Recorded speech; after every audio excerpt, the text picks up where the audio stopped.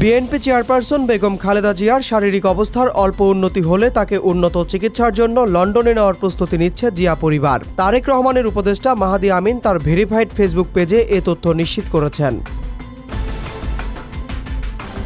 মাহাদি আমিন লিখেছেন, লন্ডন থেকে ভার্চুয়ালি চিকিৎসকদের সঙ্গে সার্বক্ষণিক যোগাযোগ রাখছেন এবং প্রয়োজনীয় ব্যবস্থা নিচ্ছেন তারেক রহমান ও তার স্ত্রী ডাক্তার জুবাইদা রহমান। বেগম জিয়াকে লন্ডনে নেওয়ার প্রসঙ্গে মাহাদি ওই পোস্টে জানিয়েছেন, চলতি বছরেই লন্ডনের যে হাসপাতাল ও চিকিৎসকদের অধীনে 4 মাস থেকে তিনি অনেকটা সুস্থ হয়ে উঠেছিলেন তাদের সঙ্গে ইতিমধ্যে যোগাযোগ করেছেন তারেক রহমান ও তার স্ত্রী। সেই লক্ষ্যে সর্বাধুনিক প্রযুক্তিতে সজ্জিত বিশেষ এয়ার অ্যাম্বুলেন্স ব্যবস্থারও উদ্যোগ নেওয়া হচ্ছে।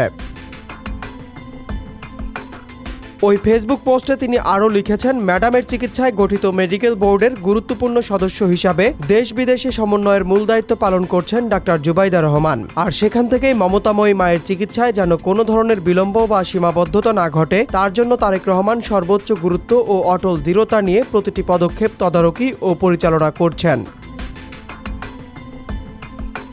বেগম জিয়ার স্বাস্থ্য ঝুঁকি বিবেচনায় তিনি জানিয়েছেন, হাসপাতালে নেত্রীর শারীরিক অবস্থার খবর নিতে প্রতিদিন বিপুল সংখ্যক নেতাকর্মী ভিড় করলেও ইনফেকশনের ঝুঁকির কারণে কাউকে সিসিইউতে প্রবেশের অনুমতি দেওয়া হচ্ছে না। এ বিষয়ে তিনি লিখেছেন, দূর থেকেই মানুষ ভালোবাসা ও উদ্বেগ প্রকাশ করছেন।